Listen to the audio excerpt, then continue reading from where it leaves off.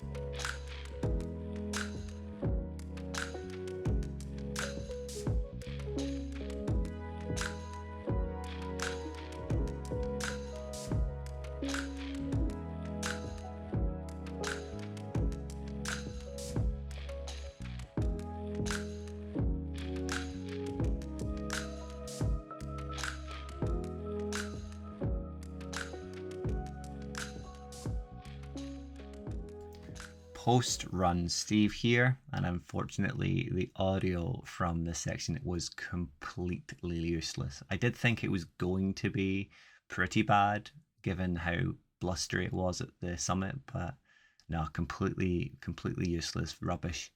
So here I am to give some context on what I was yabbering away at. And it was really just to say what a beautiful morning it was, that I could have done with a nice flask of coffee or something, just to sit and chill and enjoy the views from the top. I did manage to find a little bit of sanctuary from the wind, which you'll see in the next clip, but effectively I was also talking about having smashed my 5k PB yesterday at Parkrun during Pacer Week, which did feel pretty phenomenal, still does. It's pretty surreal to have broken the 21-minute mark, but I'll let the next Steve kind of continue where the audio is being wasted from this section. So I'm taking a little bit of shelter next to this delightful little boggy pond. But so yeah, where did we get to? Parkrun.